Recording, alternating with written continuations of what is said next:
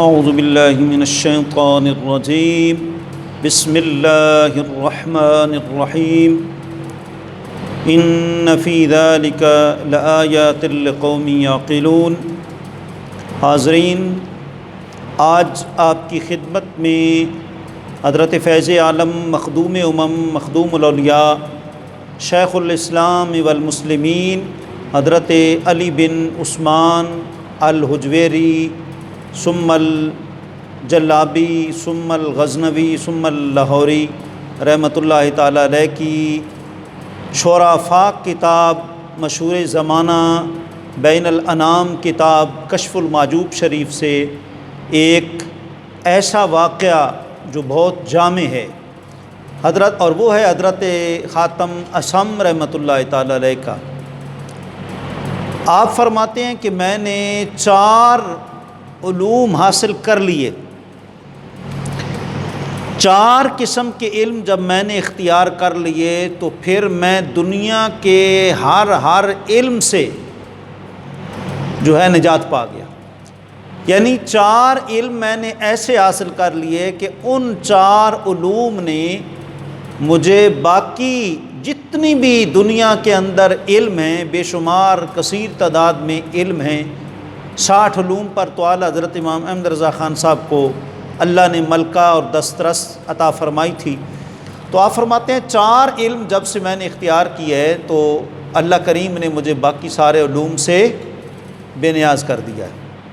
پہلا علم یہ ہے کہ میں نے جان لیا کہ میری قسمت میں جو رزق اللہ نے لکھا ہے وہ تقسیم کیا جا چکا ہے، اس میں کمی یا اضافہ نہیں ہو سکتا۔ تو جب کمی اور اضافہ نہیں ہو سکتا تو پھر میں نے زیادہ کی طلب کا غم چھوڑ دیا۔ داتا حضور کی ہر بات قرآن و سنت کے مطابق ہے۔ قرآن نے بھی یہی کہا، نحن قسمنا بینہم معیشتہم فی الحیات الدنیا، کہ ہم نے دنیا کی زندگی کے اندر جو ہے وہ رزق کی تقسیم کر دی ہے۔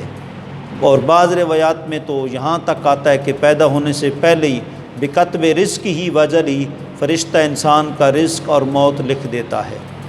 تو فرمایا کہ پہلا تو یہ علم ہے، اور دوسرا علم میں نے جان لیا کہ ایک ذات کا میرے اوپر حق ہے، وہ رب کی ذات ہے، اور اس کا وہ حق میرے سوا اور کوئی نہیں ادا کر سکتا۔ دیکھیں، وما خلقت الجن والانس الا لیعبدون، ہم نے جن اور انسان کو عبادت کے لیے پیدا کیا۔ انسان آج عبادت کو چھوڑ کر رزق کے پیچھے تو دوڑتا ہے، حالانکہ اللہ فرماتا ہے وما من دابۃ فی الارض الا علی اللہ رزقها، فرمایا روئے زمین پر جو بھی چلنے والا ہے اس کا رزق ہمارے ذمہ کرم پر ہے۔ تو اس مالک کا میرے اوپر حق ہے جو میرے سوا اور کوئی نہیں ادا کر سکتا۔ اور آپ فرماتے ہیں تیسرا علم میں نے یہ حاصل کر لیا کہ کوئی میرے پیچھے میری تلاش میں لگا ہوا ہے، اور وہ کیا ہے؟ موت ہے، اور وہ آ کے رہے گی۔ میرے بھاگنے سے یہ نہیں کہ وہ نہیں آئے گی، وہ آ کے رہے گی۔ تو پھر میں اس کی تیاری میں لگ گیا، یعنی نیک کام میں نے کرنا شروع کر دیے۔ قرآن نے بھی یہی کہا ہے، قل ان الموت الذی تفرون منہ فانہ ملاقیکم، محبوب آپ اعلان عام فرما دے وہ موت جس سے تم بھاگتے ہو تمہیں آ کے رہے گی۔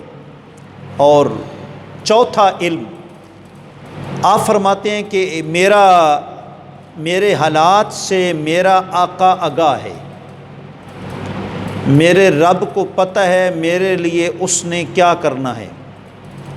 مجھے اس سے شرم آئی کہ جب آقا ہر ٹائم دیکھ رہا ہے تو میں نے پھر ناروا کام جو ہے وہ چھوڑ دیے۔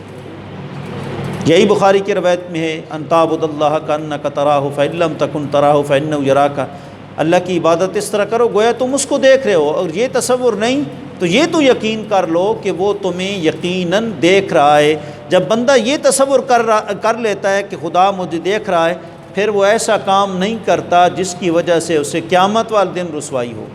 دیکھیں نا، پھر وہ متقی بن جاتا ہے۔ متقی پرہیزگار کس کو کہتے ہیں؟ علامہ بیضاوی تفسیر بیضاوی میں انوار التنزیل میں فرماتے ہیں کہ متقی کو متقی اس لیے کہتے ہیں کہ متقی کا معنی ہے اپنے آپ کو بچانے والا، یعنی ہر ایسے کام سے بچانے والا جو دنیا یا آخرت میں اس کے لیے رسوائی کا باعث ہو۔ تو دوستو، یہ حضرت فیاض عالم نے حضرت خاتم مسم رحمۃ اللہ تعالی علیہ کا واقعہ بیان کیا۔ یہ 4 علم اگر اللہ کرے آج ہمیں بھی نصیب ہو جائیں تو سارے علوم سے ہمیں جو ہے وہ بے نیازی نصیب ہو جائے۔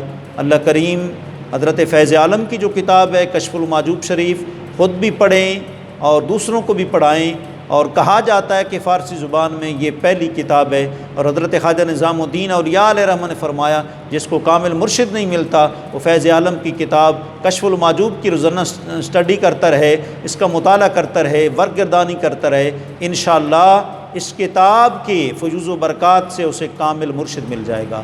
اللہ کریم حضرت فیض عالم کی تعلیمات سے ہم سب کو اپنی زندگیاں آراستہ کرنے کی توفیق عطا فرمائے۔ وآخر دعوانا ان الحمد للہ رب العالمین۔